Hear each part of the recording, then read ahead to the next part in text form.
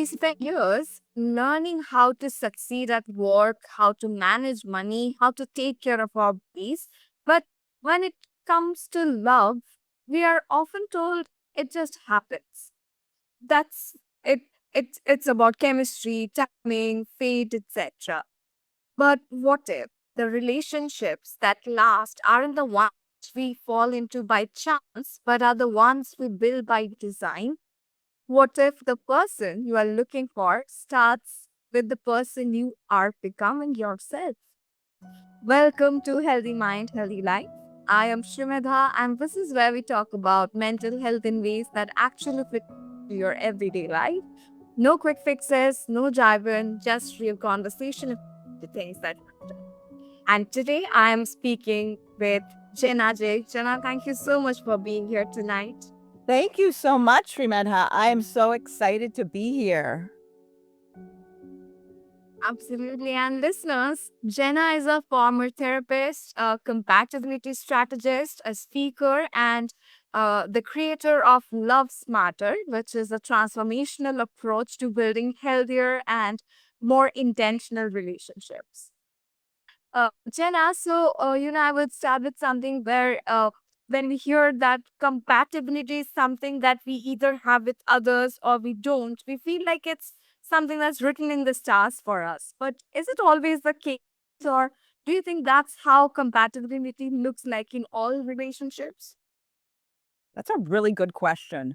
I love the way you have it like compatibility is unicorns and lollipops and all kinds of fun things, rainbows and balloons. But honestly, compatibility, I think, is sort of like contentment. It's this being able to be yourself, be your wounded self. It's like all comers are welcome. And sometimes it's not lollipops and unicorns, but it's real and it's accepted and it's expansive. Absolutely. And since I say that, if it is look, it is not about finding right person or as you say, lollipops and unicorns. So how does it actually look like? And how do we really meet with compatibility instead of just hoping for it, let's say? It's really about what I call the ABA system. First, the A is awareness. Know you're familiar. You need to know what your patterns are. And so if you're anxiously attached or you're avoidant or disorganized attachment or you always, put up a wall or whatever it is that you do, what your little game is that you play to feel safe, the thing that you had to do as a kid to get love, whatever that thing was, because you showed up as your most beautiful self. And unfortunately, chances are your parents are human and had their trauma. And all of a sudden, it was like, no, you have to do this to get my attention, to get my love. So, whatever that little pattern is, that's your pattern. And that's what you think love is. So, if it's not healthy, you need to know what that is and call it out and work on that. And then once you get familiar with that, it's the B in ABA is boundaries. You have to start putting up boundaries and saying no to what is not good for you. And you learn the difference between what is familiar and what is good for you because they are sometimes, a lot of times, two different things. I personally have a velvet rope system that I use for boundaries, and I put people all over my system. This one's in the middle of the rope, this one's completely outside, this one's on the inner circle, and I move them around accordingly. So once you can do that, that's a very powerful thing to love yourself first, choose yourself first, and you keep choosing every day. You are the chooser. You get better at discerning. And then everything that is aligned with you has a space now to start coming because you've blocked out everything that you've been previously attached to, which is a simple thing, but it's not an easy thing to do. It takes practice. Absolutely. And that is such an important shift in perspective. I mean, this puts power in your hands instead of feeling like you are waiting to be chosen. And it's like you are choosing to show up and who you show up with. Yeah, it's like being picked last when everybody's playing kickball in gym. Like, pick me, pick me, pick me. Okay, so it's like, what are they picking you for? Like, what will the experience be if this person who's not perfect, who's probably has their own patterns and sorrows and trauma, and it's like they're dealing with their own stuff, they pick you. Like, how do you know? Now you're worthy because somebody decided randomly to pick you? And what happens if they die or leave? Now what? Now where are you? Absolutely. And that is such a good way to look at it. I mean, that's important to look at it. Yeah. And Jenna, you work with people who end up, you know, falling back into same sort of relationships and the same patterns. So, what do you notice is going on beneath the surface? Maybe, is there something that they are not noticing about themselves that is probably leading to this sort of?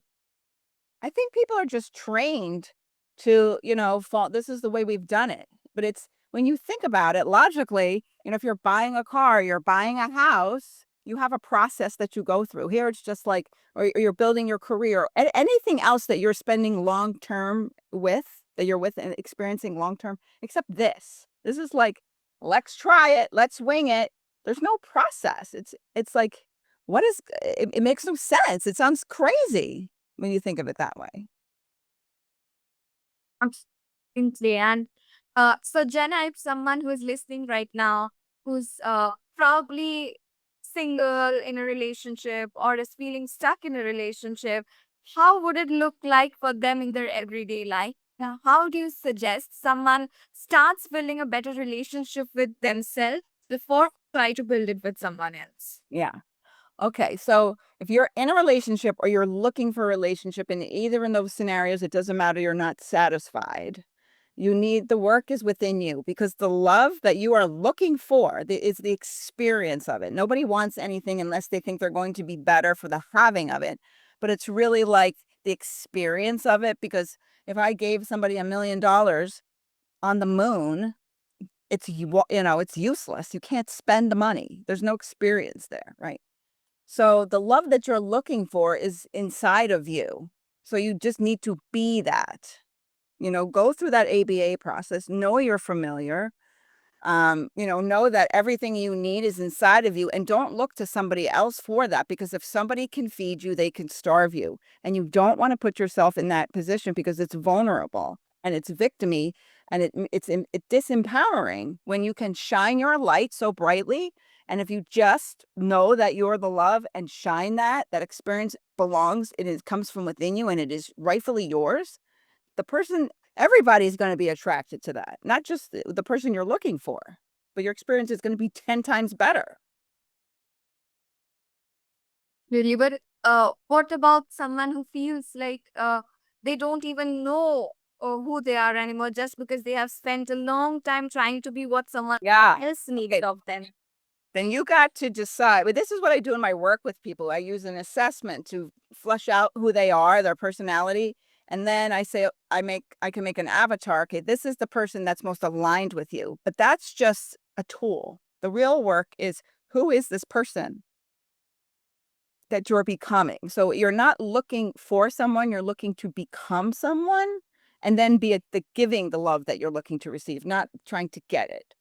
So you have to decide like what is your most amazing dream that would tickle you. So I'll give an example. I'm coming out with a new book called Ask Him This, which is 25 dating questions to reveal who this person, who the guy is. So all I need, like my dream that tickles me, it's like I'm in a coffee shop or I'm someplace and somebody's reading my book, like that's an amazing dream. So I want to be that woman. So who is that woman that wrote this book that people are reading, passing to their friends, talking about at the water cooler, on podcasts, whatever it is. How does she walk? How does she talk? Right? What does she tell herself? That's the most important thing. What is her self-talk? What does she believe? How does she vibrate? Start like that. That's just amazing, and that's a good way to look at it. And it's almost like giving yourself that sort of permission to take up space for yourself again. That's good. 100%. Yeah, and the only person that needs to give permission is you. I don't care what your past was. Drop your personal history because this way you don't have to live up to it anymore. Just drop your story. It's like you found out that there's no Easter Bunny or Santa. Same thing. It was just something that somebody told you when you were younger, and it's not true. Absolutely. And Jenna, you also talk a lot about choosing alignment over attachment.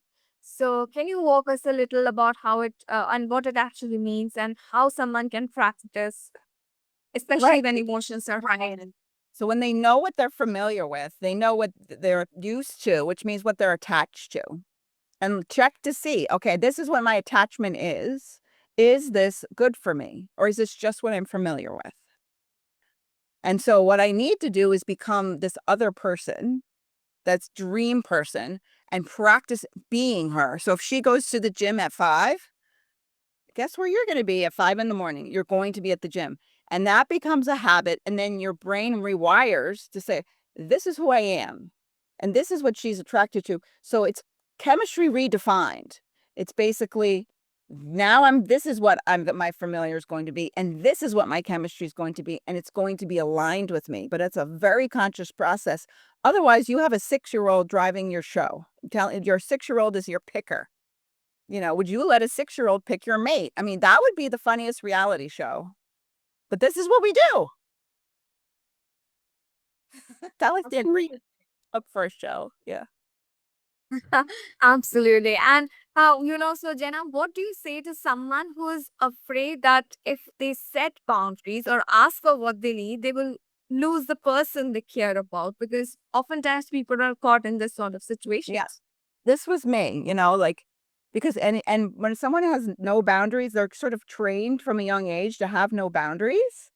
So it's like they're so trained to worry about everybody else's opinions and feelings except their own. It's always like they don't even consider themselves anymore. It becomes so ingrained.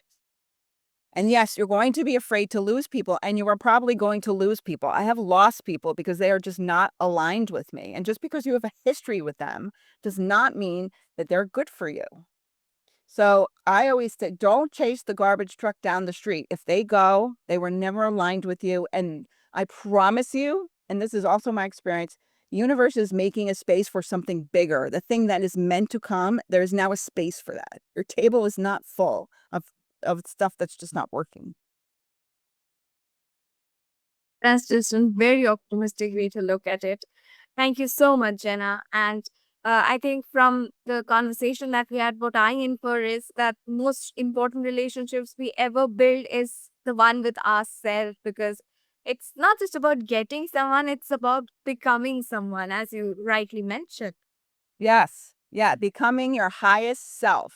That is what you are here to do, to shine your light, and everything that is meant for you will show up. You cannot, if it's meant for you, it cannot miss you.